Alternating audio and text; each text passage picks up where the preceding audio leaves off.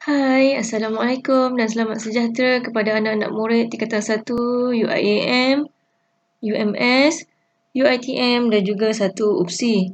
Diharapkan hari ini semuanya sihat walafiat dan dapat meneruskan pembelajaran pada hari ini. Hari ini kita sambung bab 1 lagi iaitu pengenalan kepada reka bentuk dan teknologi. Diharapkan murid dapat mengenal pasti sekurang-kurangnya 2 elemen reka bentuk. Kedua, dapat menjelaskan 2 prinsip reka bentuk. Cikgu imbas kembali topik yang lepas iaitu elemen reka bentuk. Ingat lagi tak elemen reka bentuk?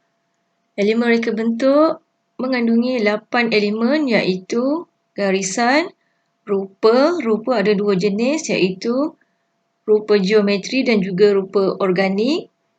Ketiga, elemen bentuk. Keempat, tekstur. Kelima, saiz.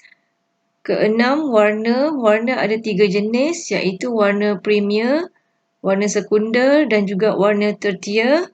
Seterusnya, elemen ruang dan juga elemen nilai. Diharapkan anak-anak telah menghafal ke-8 elemen reka bentuk ini.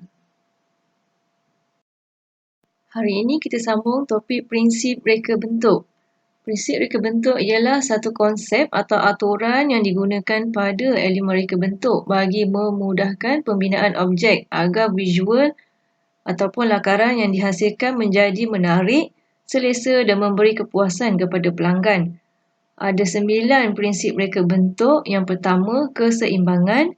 Kedua, pengulangan. Ketiga, kontras. Keempat, kepelbagaian. Kelima, kesatuan. Keenam, keringkasan. Ketujuh, harmoni. Ke-8, penekanan. Dan akhir sekali, pergerakan. Diharapkan anak-anak dapat mengetahui ke-9 prinsip reka bentuk ini. Prinsip reka bentuk pertama ialah keseimbangan. Keseimbangan terbahagi kepada 2 iaitu keseimbangan simetri. Kedua, keseimbangan asimetri. Keseimbangan simetri bermaksud apabila kita membelah atau membahagikan gambaran, maka di belah kanan dan kiri menjadi sama di kedua-dua bahagian. Jika keseimbangan asimetri, apabila kita membahagi kedua bahagian, ia menjadi tidak sama tetapi lebih menarik antara kiri dan kanan. Prinsip reka bentuk kedua ialah pengulangan. Pengulangan bermaksud penyusunan semula objek secara berulang-ulang dari segi saiz dan bentuk. Tujuannya untuk menghasilkan satu pola atau corak yang berulang-ulang. Contohnya seperti di paparan, corak bunga dilukis berulang-ulang. Seterusnya, prinsip reka bentuk kontras. Kontras bermaksud perbezaan ketara pada ciri-ciri elemen. Contohnya elemen tekstur. Kontrasnya perbezaannya antara kasar, licin. Kemudian kiri, kanan dari segi warna pula terang, gelap. Itu antara contoh yang menunjukkan penggunaan kontras.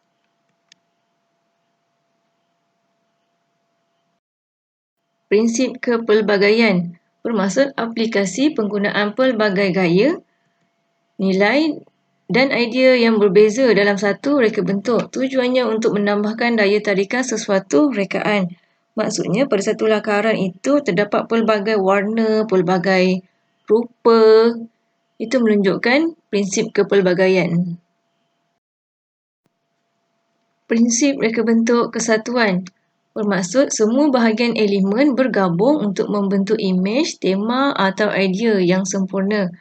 Contoh pada paparan gambar ini, pada gambar tersebut terdapat elemen warna. Kemudian kita ada elemen rupa, elemen bentuk. Dia bersatu, bergabung untuk menjadi prinsip reka bentuk kesatuan.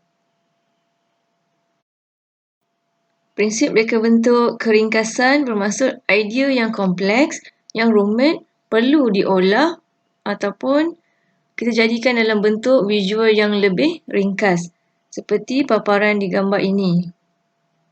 Seperti gambar beg yang dihasilkan secara ringkas.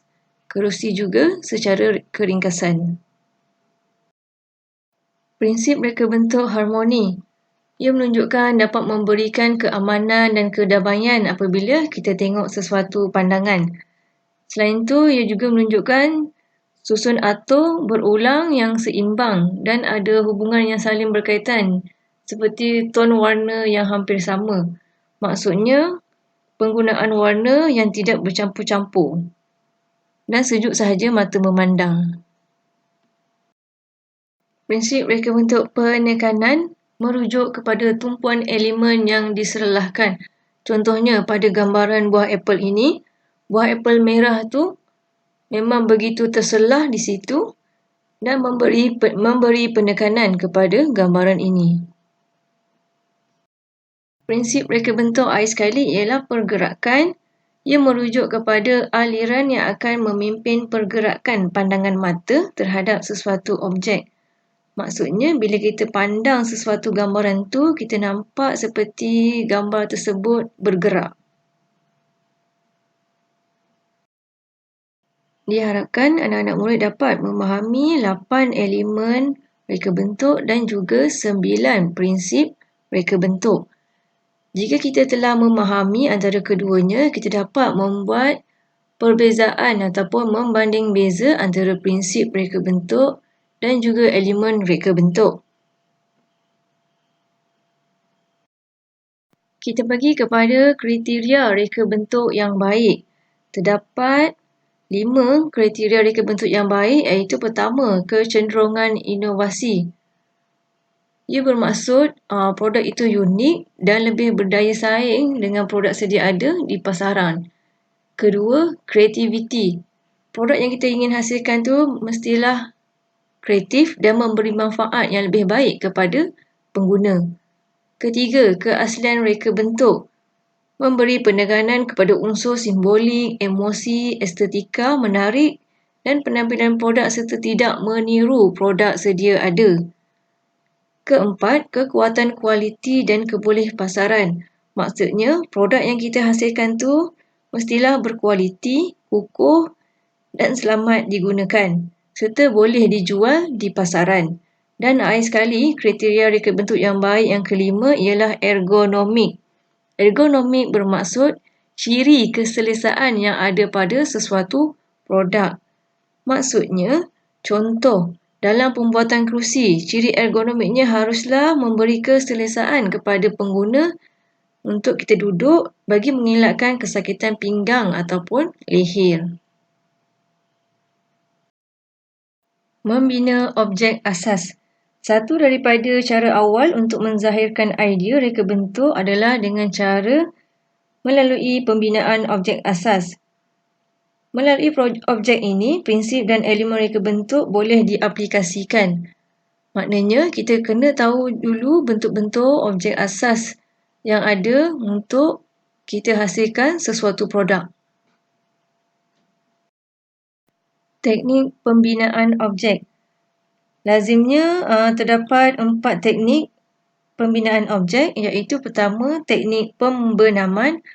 Bermaksud apabila sesuatu objek yang dimasukkan ke dalam objek yang lain, seperti gambaran di paparan. Kedua, pembuangan. Maksudnya kita buang bahagian yang kita tidak kehendaki. Ketiga, penyatuan, iaitu mencantum objek dengan menggunakan sama ada paku, rivet, skru dan juga glue. Itu maksud teknik penyatuan. Teknik yang terakhir ialah peleraian. Maksudnya objek asas dileraikan sehingga menjadi objek baru yang lebih menarik. Apabila kita dah selesai menggunakan objek tersebut, kita boleh pasang ataupun sambung kembali objek-objek produk tersebut. Okey, diharapkan pada topik hari ini, murid-murid dapat memahami 9 prinsip reka bentuk, kemudian dapat membanding bezakan antara elemen dan juga prinsip reka bentuk, memahami teknik pembinaan objek dan juga dapat membina objek asas. Untuk itu sahaja pada hari ini. Kita akan jumpa di kelas yang lain. Sekian, terima kasih.